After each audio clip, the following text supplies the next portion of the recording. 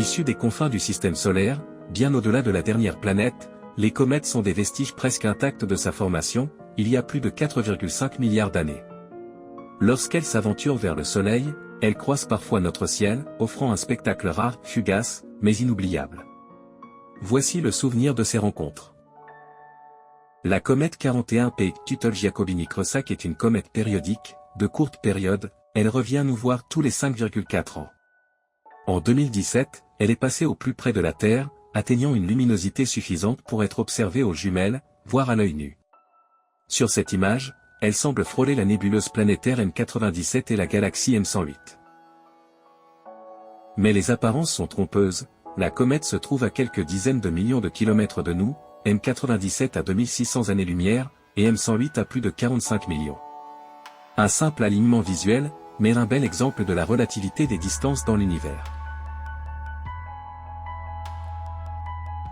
La comète 21P Giacobini-Zinner est une comète périodique, avec un cycle de 6,6 ans. Elle est surtout connue pour être à l'origine de l'essai météorique des Draconides. En 2018, lors de son passage près de la Terre, elle est apparue à proximité apparente de l'amas ouvert M37. Un joli contraste entre une comète en mouvement rapide, à moins de 100 millions de kilomètres, et un amas d'étoiles situé à près de 4500 années-lumière.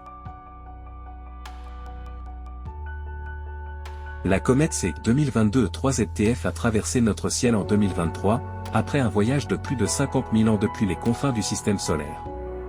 Un soir, elle est passée à proximité apparente de Mars, une rencontre rare entre deux mondes très différents. Je ne l'ai jamais vue à l'œil nu, mais à travers ma lunette D80, sa queue ionique, fine et bleutée, se détachait clairement du fond étoilé.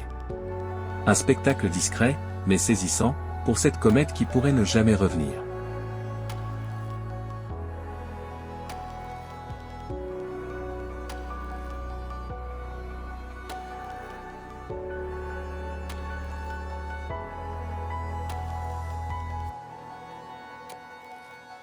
C 2022 U2 Atlas était une comète discrète, presque timide. Je l'ai capturée alors qu'elle passait devant la nébuleuse IC 410, dite la nébuleuse des Tétards, dans la constellation du Cocher. Un petit corps glacé à quelques centaines de millions de kilomètres, devant une pouponnière d'étoiles à plus de 12 000 années-lumière. Un alignement improbable, révélé dans le champ de mon télescope Newton 200 mm.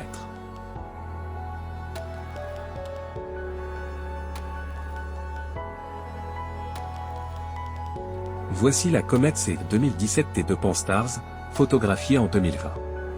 Contrairement à 41P, celle-ci suit une orbite bien plus longue, elle ne repassera pas avant des milliers d'années, si elle revient un jour.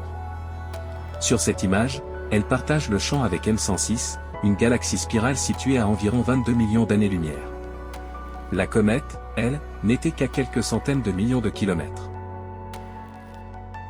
C 2023 à 3 Tsuchinshan Atlas, une comète très attendue en 2024, mais les caprices de la météo n'ont laissé qu'une seule occasion de l'apercevoir. Je l'ai photographiée à la tombée du jour, alors qu'elle se couchait dans les lueurs du crépuscule.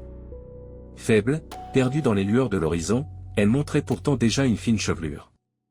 Un instant fugace, arraché aux nuages, est d'autant plus précieux. C'est 2020 F3 Neowise, la grande comète de l'été 2020. Visible à l'œil nu pendant plusieurs semaines, elle a offert un spectacle rare, avec sa queue de poussière dorée et sa longue queue ionique, bleu électrique. Je l'ai photographiée à différentes focales, jusqu'à 600 mm avec ma lunette D80, capturant les moindres détails de cette visiteuse splendide, venue des confins du système solaire. Un moment suspendu dans le temps, gravé dans les mémoires de tous ceux qui l'ont vu.